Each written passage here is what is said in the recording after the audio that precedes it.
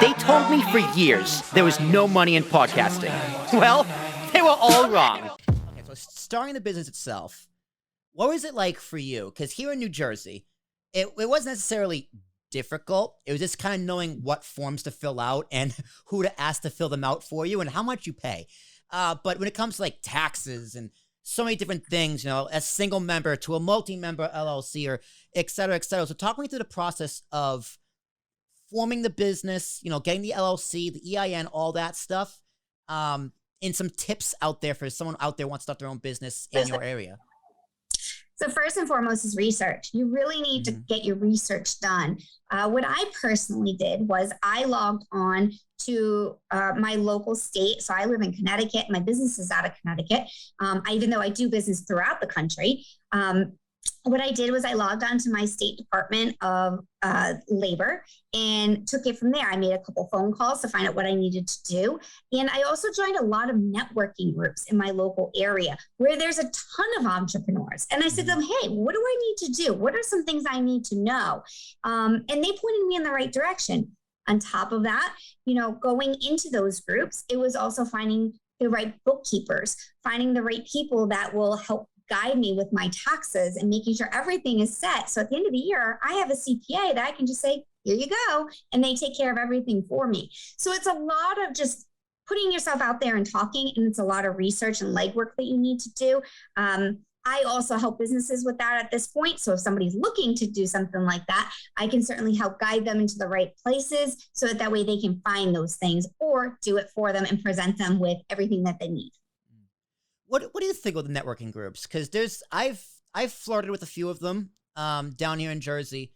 Well, I know everywhere they have chambers of commerce, but I'm flirting with the idea of going back to the chamber of commerce because right before COVID, this business started before COVID, a little before COVID, and literally in February and January of 2020, we had a partnership with the Great Elizabeth Chamber of Commerce where we were going to produce their podcast for them in person, and then COVID happened and everything's been on hold. But Elizabeth Chamber, call me. But networking groups, how is the success for you? What's your experience with them? Because personally, I find them to be very helpful for most aspects. Some of them can be a little hit or miss, but every single one of those groups should definitely have a podcast. We're going to follow up on that a little bit. But from your experience, what have these networking groups been like for you? Well, I've done a couple different networking groups. So I've joined official ones such as BNI, and I've done a couple of one-offs. I've been invited to a couple of different kinds. I have a couple people that I talk to that run their own every couple weeks or months. And I find that it's very useful because you meet people that you typically wouldn't meet.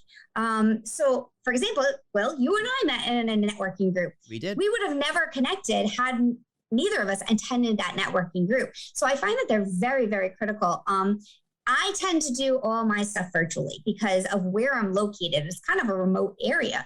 And I have kids, as we went over. So being able to be home for them when they need me to is critical. So a lot of my networking is by the internet, which is great because it saves time because I can attend back-to-back networking groups all day long, whereas opposed to if I have to drive to one, I might be only able to do one or two. So I find them very, very useful. And I always tell people the best way to get business is by networking, especially if you have a service-based business. Definitely.